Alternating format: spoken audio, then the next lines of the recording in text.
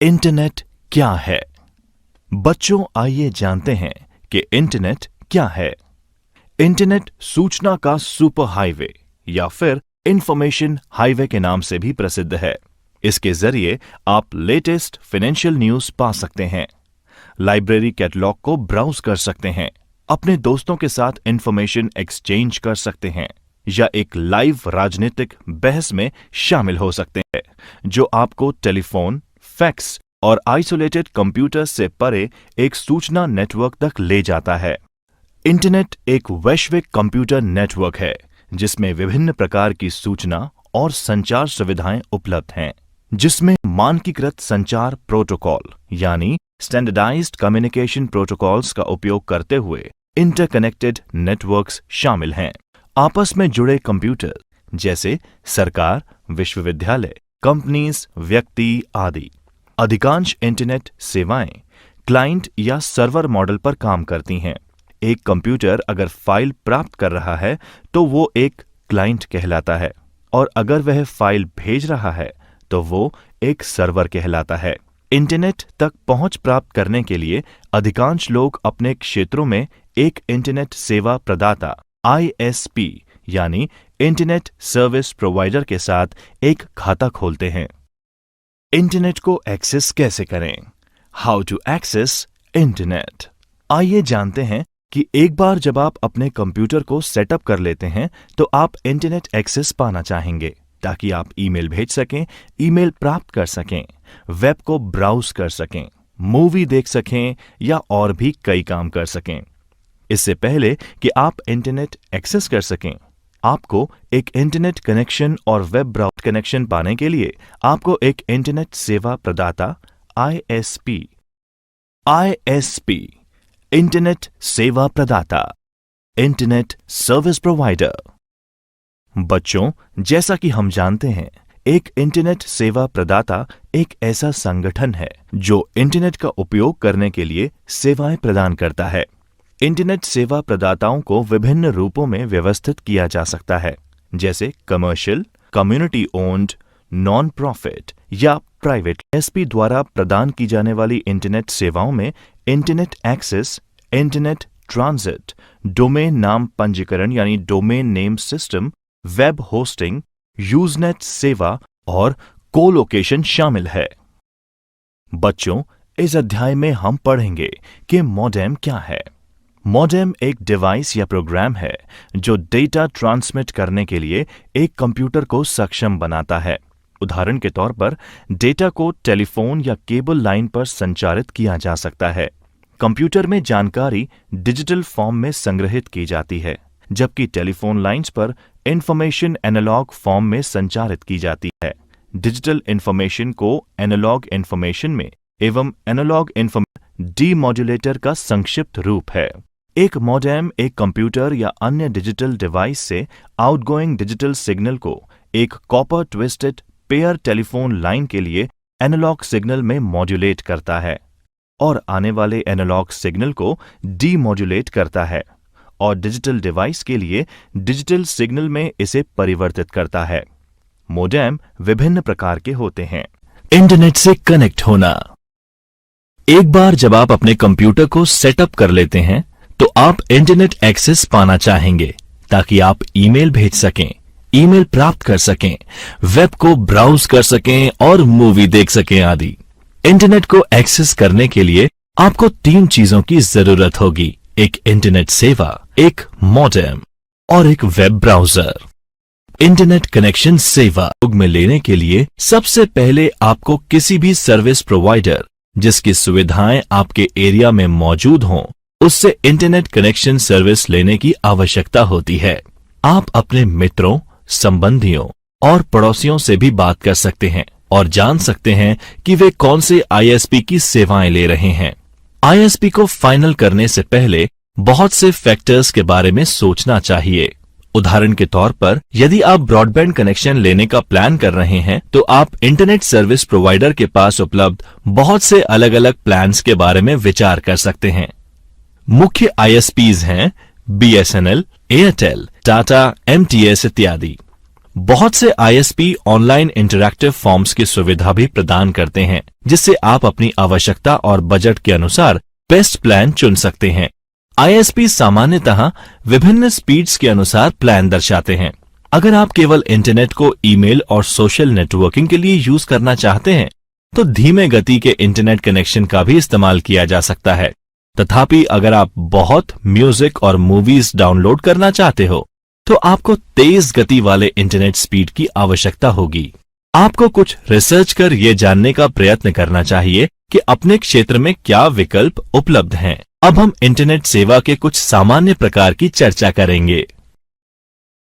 Broadband, ये high speed internet connection आमतौर पर टेलीफोन कंपनीज द्वारा प्रदान किया जाता है, जो आईएसपी के रूप में भी कार्य कर सकते हैं।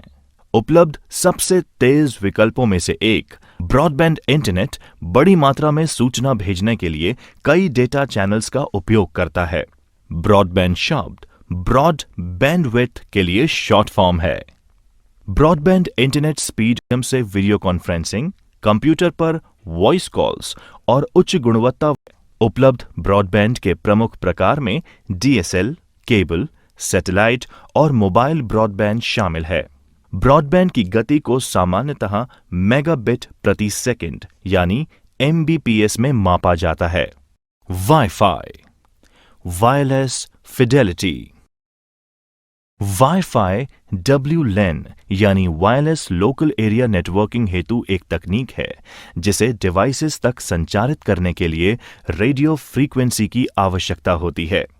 वाईफाई टेक्नोलॉजी का उपयोग करने वाले डिवाइस में personal computer, video game consoles, smartphone, digital camera, tablet computer, digital audio player और आधुनिक प्रिंटर्स शामिल हैं। वाईफाई कंपैटिबल डिवाइस एक WLAN नेटवर्क और एक वायरलेस एक्सेस पॉइंट के माध्यम से इंटरनेट से कनेक्ट कर सकते हैं। इस तरह के एक एक्सेस पॉइंट या हॉटस्पॉट की रेंज घर के अंदर लगभग 20 मीटर यानी लगभग 66 फीट और घर के बाहर थोड़ी और ज्यादा होती है। हॉटस्पॉट का कवरेज दीवारों युक्त एक कमरे के बराबर छोटा हो सकता है, जो रेडियो तरंगों को ब्लॉक करता है, या कई ओवरलैपिंग एक्सेस पॉइंट का उपयोग करके कई वर्ग किलोमीटर तक की कवरेज भी हो सकती है। कोई भौतिक कनेक्शन नहीं होने पर वायर्ड कनेक्शन की तुलना में ये हमलों के प्रति अधिक संवेदनशील होता है, जैसे Ethernet. DSL digital subscriber line सेवा एक ब्रॉडबैंड कनेक्शन का प्रयोग करती है, जो इसे डायल अप से अधिक तेज बनाता है। डीएसएल फोन लाइन के माध्यम से इंटरनेट से कनेक्ट करते हैं, लेकिन इसके लिए आपको घर पर लैंडलाइन होने की आवश्यकता नहीं होती। डायल अप के विपरीत ये एक बार सेटअप होने के बाद हमेशा कनेक्टेड रहता है और आप इसके साथ फोन लाइन भी इस्तेमाल कर सकते हैं। केबल लाइन केबल सेवा केबल टीवी के माध्यम से इंटरनेट से कनेक्ट करती है। यद्यपि इसे पाने के लिए केबल टीवी की जरूरत नहीं है। यह एक ब्रॉडबैंड कनेक्शन का उपयोग करता है और दोनों डायल अप और डीएसएल सेवा की तुलना में तेज होता है। हालांकि ये उन्हीं स्थानों पर उपलब्ध हो सकता है जहां केबल टीवी होता है। सैटेलाइट उपग्रह यह कनेक्शन ब्रॉडबैंड का उपयोग करता है, लेकिन इसमें केबल या फोन लाइंस की आवश्यकता नहीं होती। ये पृथ्वी की परिक्रमा कर रहे उपग्रह के माध्यम से इंटरनेट को जोड़ता है। परिणाम स्वरूप ये लगभग दुनिया में कहीं भी इस्तेमाल किया जा सकता है, लेकिन कनेक्शन मौसम की वजह से प्रभावित हो सकता है। एक उपग्रह कनेक्शन थोड़ी देरी से डेटा संचार करता है, इसलिए उपग्रह कनेक्शन उन लोगों के लिए बहुत अच्छा विकल्प नहीं है जो रियल टाइम एप्लीकेशन जैसे गेमिंग या वीडियो कॉन्फ्रेंसिंग का उपयोग करते हैं। मोबाइल फोन कनेक्शन के माध्यम से मोबाइल ऑपरेटर्स द्वारा इंटरनेट सेवाएं प्रदान की जाती हैं। 3G और 4G सेवा का सबसे अधिक मोबाइल फोन और टैबलेट कंप्यूटर के साथ प्रयोग किया जा रहा है। ये आपके मोबाइल फोन या टैबलेट कंप्यूटर को ISP यानी इंटरनेट सर्विस प्रोवाइडर के माध्यम से वायरलेस तरीके से जोड़ता है। यदि आपके पास एक उपकरण है जो 3G या 4G सक्षम है, तो आप इंटरनेट घर के बाहर भी इस्तेमाल कर पाएंगे। तब भी जब वहां कोई वाईफाई कनेक्शन मौजूद नहीं है। उपयोगी जानकारी, यूजफुल टिप्स। मोबाइल ब्रॉडबैंड एक portable modem, mobile phone, USB wireless modem, tablet या अन्य मोबाइल उपकरणों के नेटवर्क के माध्यम से वायरलेस इंटरनेट एक्सेस के लिए प्रयोग में आने वाला एक मार्केटिंग शब्द है। इंट्रानेट। आइए अब हम पढ़ते हैं इंट्रानेट के बारे में। एक इंट्रानेट एक निजी नेटवर्क है जो केवल उस ऑर्गेनाइजेशन के कर्मचारियों के लिए ही सुलभ होता है।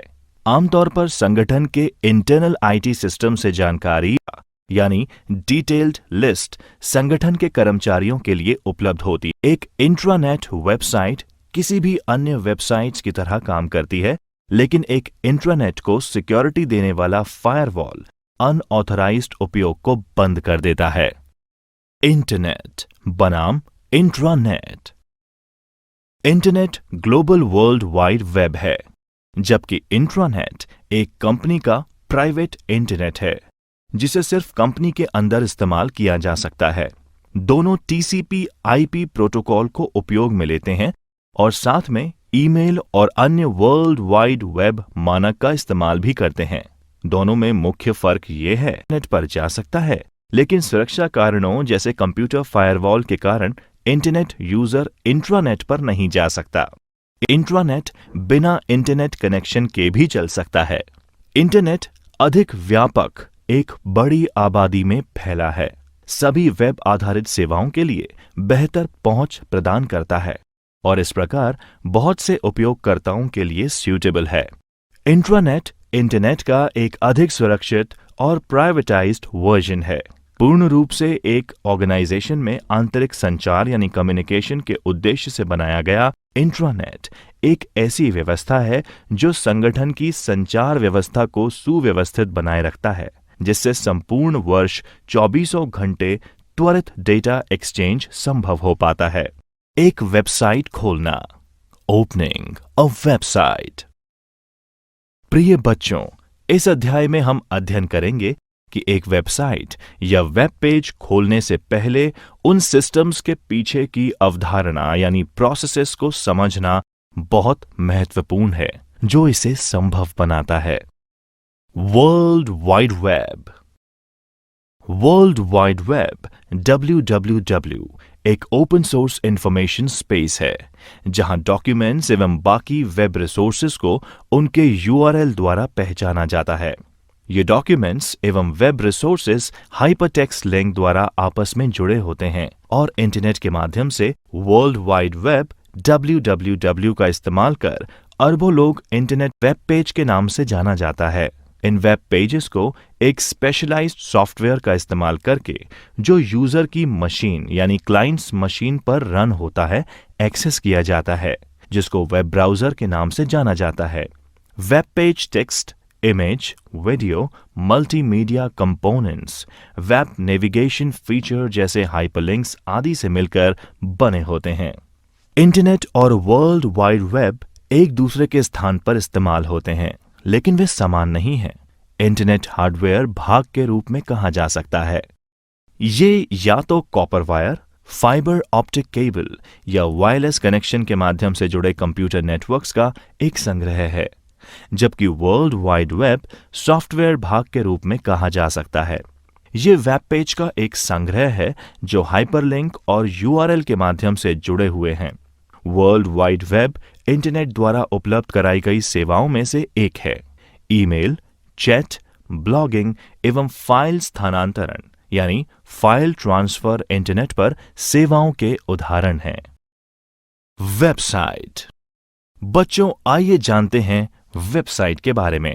एक वेबसाइट वर्ल्ड वाइड वेब यानी WWW फाइलों का एक संबंधित संग्रह है, जिसमें साथ में एक पेज भी होता है जिसे होम पेज कहते हैं। एक होम पेज वह पेज है जो कि किसी भी वेबसाइट को एक्सेस करने पर सबसे पहले खुलता है।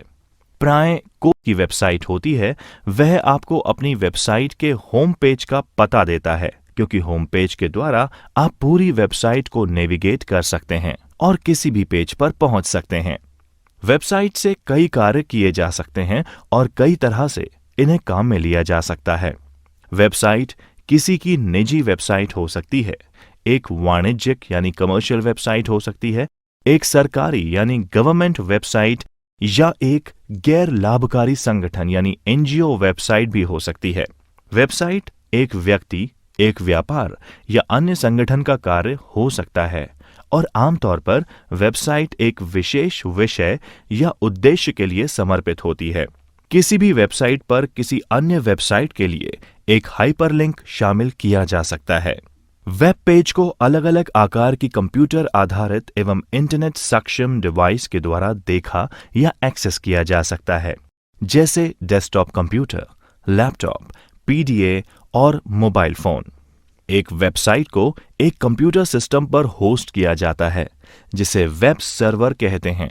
इसे HTTP सर्वर भी कहा जा सकता है।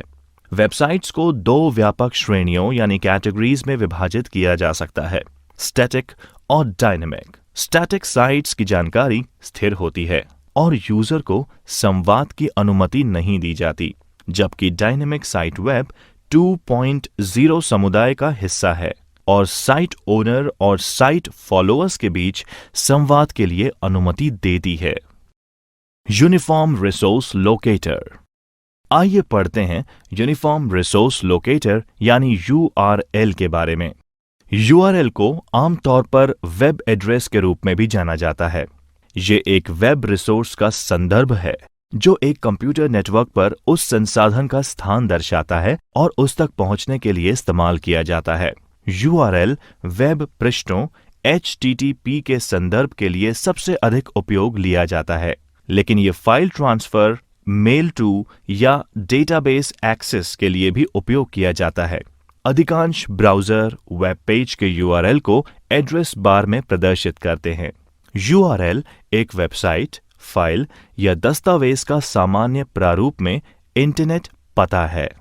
इंटरनेट से जुड़े प्रत्येक कंप्यूटर का अपना एक यूनिक URL होता है, जिसके बिना दूसरे कंप्यूटर तक पहुंच नहीं बनाई जा सकती। आमतौर पर एक URL निम्न प्रकार से प्रदर्शित किया जा सकता है।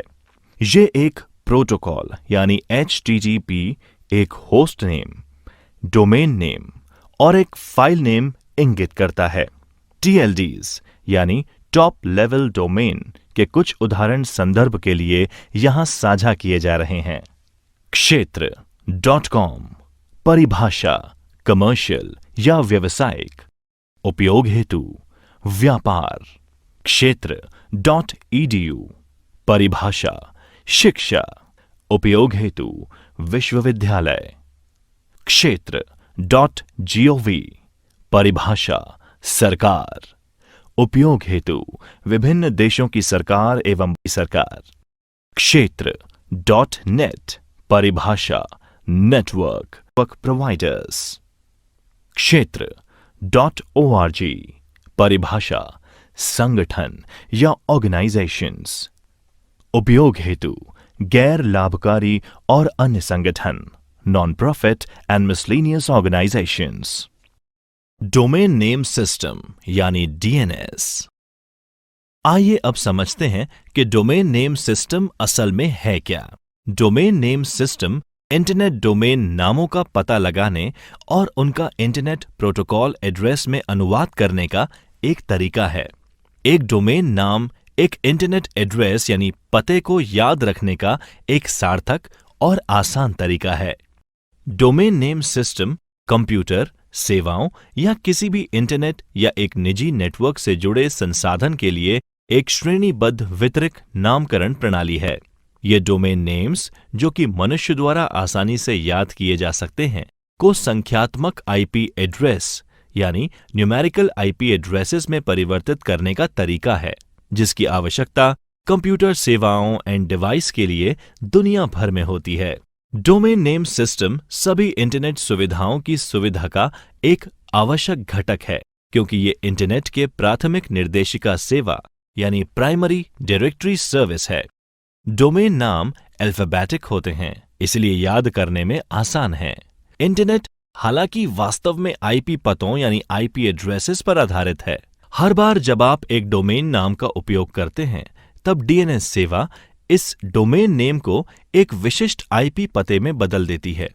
उदाहरण के लिए, डोमेन नाम www.example.com 198.105.232.4 जैसे किसी आईपी एड्रेस में परिवर्तित हो सकता है। ब्राउज़र एक सॉफ्टवेयर एप्लीकेशन है जो वर्ल्ड वाइड वेब पर कंटेंट लोकेट करने, प्राप्त करने एवं प्रदर्शित करने में उपयोग में आती है, जैसे images, web pages, video contents इत्यादि। एक क्लाइंट सर्वर मॉडल की तरह ब्राउज़र एक क्लाइंट की तरह काम करता है, जो कि यूजर के कंप्यूटर पर रन होता है।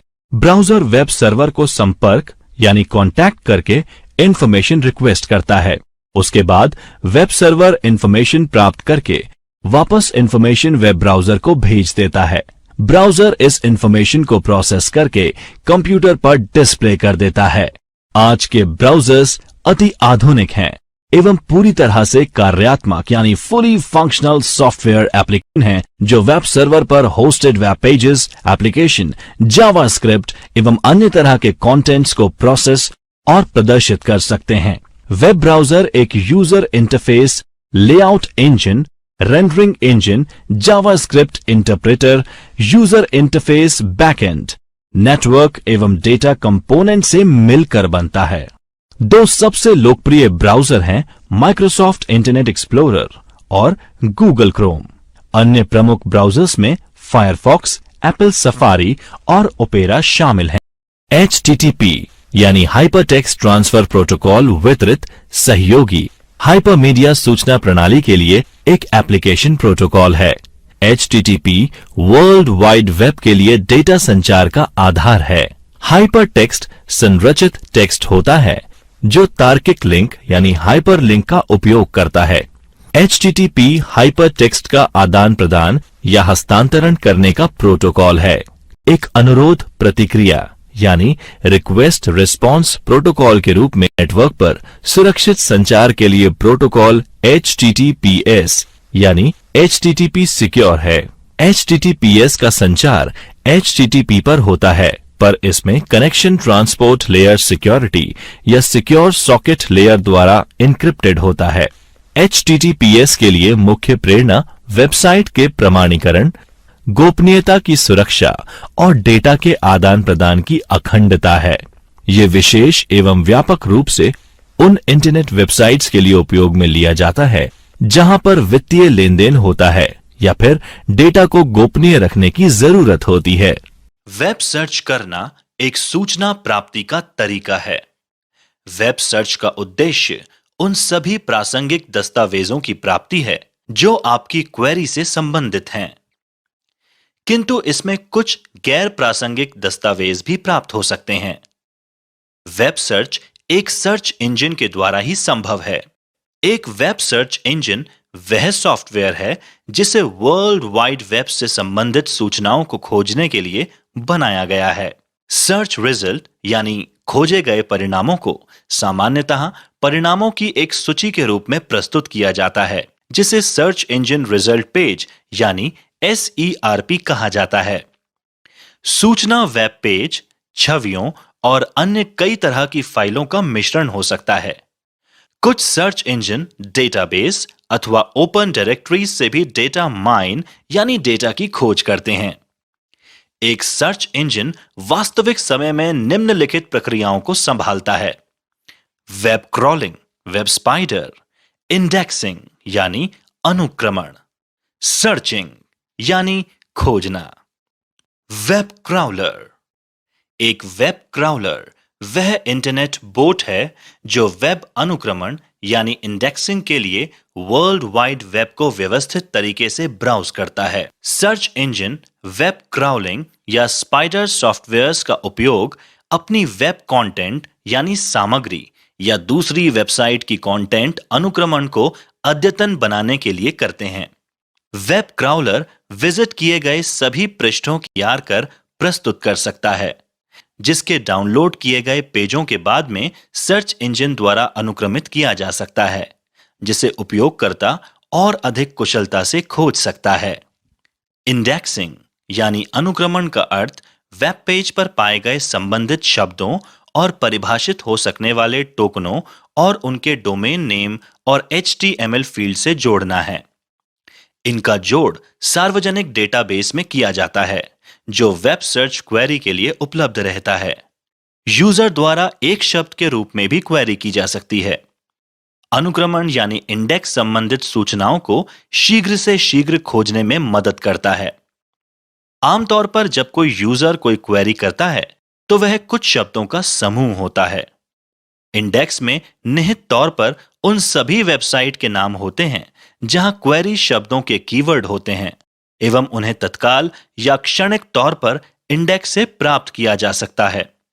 वास्तविक processing load in web page यानी खोजे गए परिणामों को सूचीबद्ध करने में लगता है। Search engine. सर्च इंजन की उपयोगिता परिणामों की प्रासंगिकता पर निर्भर करती है। उसी शब्द या शब्दांशों से संबंधित कौन सा पेज सबसे ज्यादा मैच करता है, किस क्रम में परिणामों को दिखाया जाना है, यह सुनिश्चित करने की प्रक्रिया हर एक सर्च इंजन में अलग अलग होती है। शोध के अनुसार आज सबसे ज्यादा लोकप्रिय सर्च इंजन जिन्हें इंटरनेट समुदायों द्वारा अत्यधिक काम में लिया जा रहा है, वे निम्न हैं: Google, Bing, Yahoo, Google search जिसे सामान्यतः गूगल वेब सर्च या गूगल कहकर संबोधित किया जाता है, गूगल इनकॉर्पोरेशन का एक वेब सर्च इंजन है। यह वर्ल्ड वाइड वेब पर सबसे ज्यादा इस्तेमाल होने वाला सर्च इंजन है, जिसमें हर रोज 30 करोड़ से अधिक सर्च किए जाते हैं। गूगल के सर्च रिजल्ट पेज का ऑर्डर पेज रैंक नामक पेटेंटेड प्रायोरिटी रैंक एल्गोरिथम पर आधारित है। गूगल सर्च का मुख्य उद्देश्य वेब सर्वर पर सार्वजनिक रूप से उपलब्ध दस्तावेजों में शब्दों की खोज करना है, न कि डेटाबेस में उपलब्ध चित्र या डेटा में खोजना। विकिपीडिया। प्रिय बच्चों, आइए जानते हैं विकिपीडिया के बारे में। विकिपीडिया एक फ्री एनसाइक्लोपीडिया है, जिसे उन लोगों द्वारा कोलैबोरेटिव रूप में लिखा है जो इसका उपयोग करते हैं। यह एक विशेष प्रकार की वेबसाइट है जो कोलैबोरेशन को आसान बनाने के लिए डिजाइन की गई है, जिसे विकी कहा जाता है। विकी एक सहभागी वेबसाइट है जिसमें यानी कोलैबोरेटिव कार्य शामिल हैं। विकी वेबसाइट पर उपलब्ध पिछले लेखकों के द्वारा काम किए गए लेख को किसी के द्वारा भी संपादित यानी एडिट करने, हटाने या मॉडिफाई करने की अनुमति देता है। कई लोग प्रति घंटे हजारों परिवर्तन कर लगातार विकिपीडिया में सुधार कर रहे हैं। ये सभी परिवर्तन लेख के इतिहास और हाल ही में किए गए परिवर्तनों में रिकॉर्ड होते हैं। ईमेल। इलेक्ट्रॉनिक मेल को 1983 से ईमेल कहा जाता है। यह एक मैसेज को डिजिटल फॉर्म में एक लेखक से दूसरे या अधिक प्राप्तकर्ताओं तक पहुंचाया जाता है। ईमेल इंटरनेट अथवा कंप्यूटर नेटवर्क द्वारा संचालित होता है।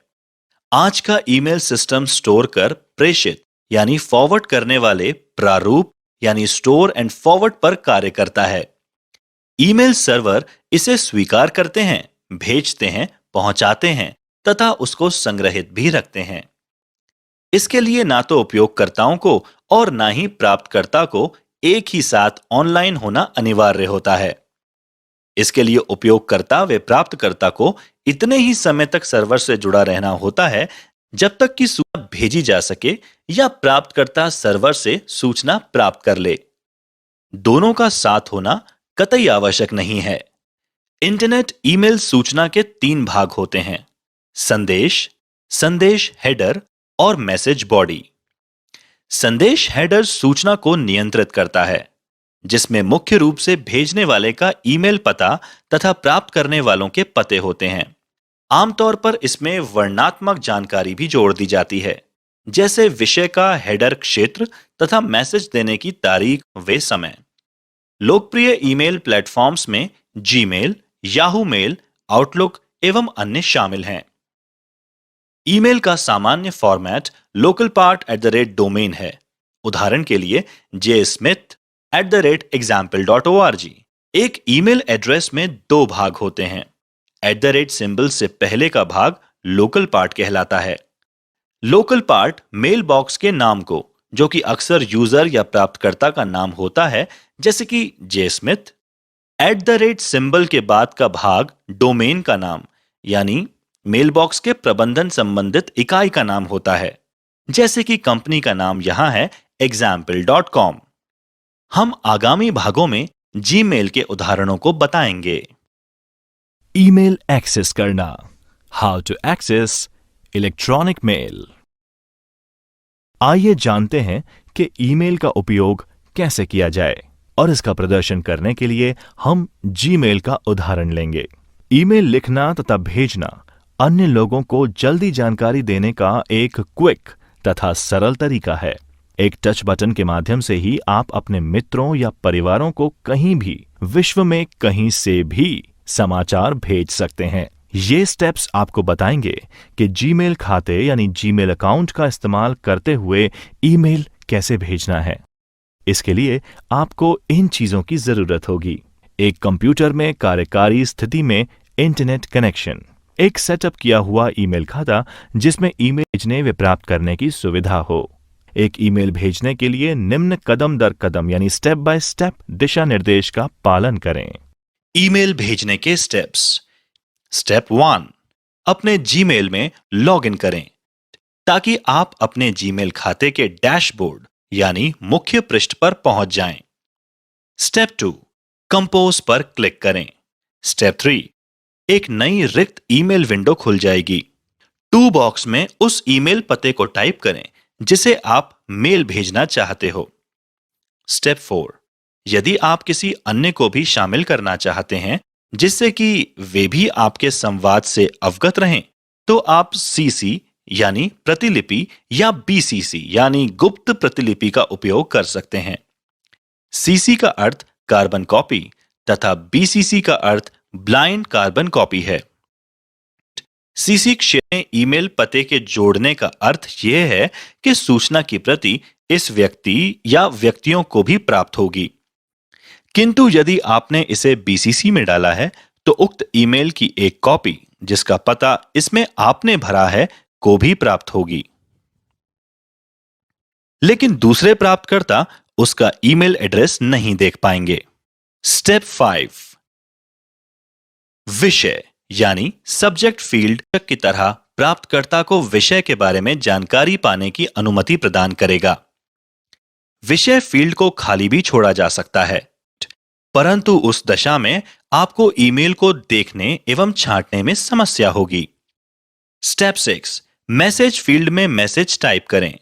इसमें वर्ड डॉक्यूमेंट की तरह ही फॉर्मेट यानी संशोधित करने की सुविधा होती है, जैसे फॉन्ट स्टाइल, रंग और आकार बदलना। आप इसमें बुलेट बिंदु एवं वर्तनी को भी जांच सकते हैं।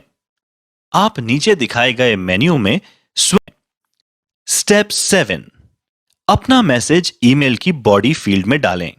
स्टेप 8, यदि आप अपनी लिखी ईमेल से संतुष्ट हैं तो कंपोज के नीचे स्थित सेंड बटन पर क्लिक करें। स्टेप 9, भेजा गया ईमेल आपके जीमेल डैशबोर्ड पर भेजे गए मेल फोल्डर में संग्रहित रहेगा।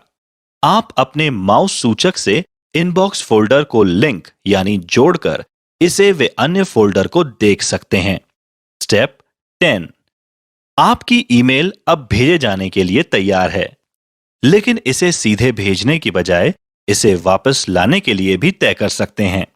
जीमेल अपने ड्राफ्ट को स्वचालित रूप से सेव यानी सहेजता है, इसीलिए आप यदि मेल बंद कर देते हैं तो वापस आपकी अधूरी मेल ड्राफ्ट फोल्डर में सेव कर रखी हुई होती है, जिसे आप पूर्ण कर पुनः ड्राफ्ट फोल्डर से लेकर सेंड बटन को क्लिक कर सामान्य तरीके से भेज सकते हैं। विभिन्न ईमेल विकल्प, various email options, CC, BCC, attachments. कई बार में कई रिसिपिएंट्स को एक ईमेल भेजने के लिए मुख्यतः 3 तरीके हैं: टू, सीसी और बीसीसी फील्ड का उपयोग करना। इन फील्ड्स में से किसी में भी, चाहे वो टू हो, सीसी हो या बीसीसी हो, आप एक से अधिक ईमेल एड्रेस दर्ज कर सकते हैं और कॉमा से अलग कर सकते हैं। जैसा कि आप समझ सकते हैं, एक साथ कई रिसिपिएंट्स को एक ईमेल भेजना समय की वास्तविक बचत है। वास्तव में इंडिविजुअल रिसिपिएंट्स को संदेश कॉपी पेस्ट करके ईमेल द्वारा कई लोगों को भेजा जाना तब तक रेकमेंड नहीं किया जाता जब तक कि निश्चित रूप से आप प्राप्तकर्ता के नाम से प्रत्येक ईमेल को पर्सनलाइज करना चाहते हैं। 2. सीसी और बीसीसी कैसे काम करते हैं? सीसी और बीसीसी दोनों आपके द्वारा लिस्टेड सभी ईमेल्स को संदेश की एक प्रति सेंड करते हैं। सीसी यानी कार्बन कॉपी और बीसीसी यानी ब्लाइंड कार्बन कॉपी के बीच मुख्य अंतर यह है कि बीसीसी के साथ प्राप्तकर्ताओं को एक दूसरे के बारे में पता नहीं चलता। जीमेल में सीसी फील्ड का उपयोग तब करें जब आप ये चाहते हैं कि प्राप्तकर्ता को एक दूसरे के बारे में पता चले। विशेष और गोपनीय यानी स्पेशल और सीक्रेटिव ईमेल्स संदेशों के लिए बीसीसी का प्रयोग होता है। बीसीसी फील्ड के उपयोग के लिए टू फील्ड में आपका एक वैकल्पिक ईमेल एड्रेस दर्ज करें, क्योंकि आप इसे खाली नहीं छोड़ सकते, और बाकी सभी को बीसीसी में डालें। अपने जीमेल संदेश के साथ अटैचमेंट्स भेजें। Send attachments with your Gmail message. आप आपके ईमेल में अटैचमेंट्स जैसे कि फाइल्स, वीडियो और फोटोज जोड़ सकते हैं। यदि आप बड़ी फाइल्स को जोड़ना चाहते हैं जो अटैचमेंट्स आकार से अधिक हैं, जैसे वीडियो, तब आप गूगल ड्राइव का उपयोग कर सकते हैं। एक फाइल अटैच करने के लिए ये स्टेप्स काम में लिए जाते हैं। जीमेल खोलें, कंपोज पर क्लिक करें, अटैच पर क्लिक करें, उन फाइलों को चुनें जिन्हें आप अपलोड करना चाहते हैं और ओपन पर क्लिक करें। टिप: आप एक इमेज को कंपोज विंडो में ड्रैग करके छोड़ दें तो भी अटैचमेंट में वह जुड़ जाएगा। अटैचमेंट हटाएं। Remove attachments. अटैचमेंट जोड़ने के बाद आप इसे हटा भी सकते हैं। अटैचमेंट नाम के राइट ओर क्लोज पर क्लिक करें। अटैचमेंट आकार की सीमा। Attachment size limit. आप अटैचमेंट 25 MB तक भेज सकते हैं। यदि आपके पास एक से अधिक अटैचमेंट्स हैं तो वे सब जोड़कर 25 MB से ज्यादा नहीं होना चाहिए। यदि आपकी फाइल 25 MB से अधिक है तो जीमेल स्वतः ही इसे एक अटैचमेंट के रूप में शामिल करने के बजाय ईमेल में एक गूगल ड्राइव लिंक जोड़ता है। जिस व्यक्ति को आप फाइल भेजते हैं वह इसे डाउनलोड कर सकता है, इसलिए उसके पास इसका एक्सेस होगा, भले ही आप उसे गूगल ड्राइव से हटा दें। उपयोगी जानकारी। Useful tips. बल्क ईमेल एक प्रकार का ईमेल संदेश है जो क्लासिफाई करना इतना आसान नहीं होता, जबकि जंक ईमेल का खतरा हमेशा बना रहता है। बल्क ईमेल में आमतौर पर एक एडवर्टीजमेंट या मार्केटिंग मैसेज शामिल होता है जिसे बार बार भेजे जाने की संभावना नहीं होती। बल्क ईमेल कुछ उपयोगकर्ताओं द्वारा वांछित होता है और वास्तव में कुछ ऐसे उपयोगकर्ता होते हैं जो इन संदेशों के लिए जानबूझकर साइन अप करते हैं, जबकि अन्य उपयोगकर्ता इन प्रकार के संदेशों को स्पैम समझते हैं। उपयोगी वेबसाइट्स राजस्थान में। यूजफुल वेबसाइट्स इन राजस्थान। प्रिय बच्चों, जैसा कि आप सभी को पता है, राजस्थान सरकार और इसके विभागों के लिए विशेष रूप से उपलब्ध कई उपयोगी और इंफॉर्मेटिव वेबसाइट्स हैं। उनमें से कुछ यहां पर समझाई गई हैं। राज्य पोर्टल राजस्थान सरकार। State portal government of Rajasthan. बच्चों, सबसे पहले हम अध्ययन करेंगे राज्य पोर्टल के बारे में। इसके लिए www.rajasthan.gov.in जो राज्य सरकार की मुख्य वेबसाइट है, जिसमें प्रमुख विभागों और संबंधित सेक्शंस के लिंक हैं, उस पर क्लिक करेंगे। स्टेट पोर्टल आम आदमी के संबंधी सरकारी सेवाओं तक आसान और सुविधाजनक पहुंच प्रदान करता है। इसके साथ राजस्थान सरकार इसके माध्यम से किसी भी समय और कहीं भी सभी नागरिक सेवाओं तक पहुंचने के लिए वन स्टॉप विंडो इंटरफेस प्रदान करती है।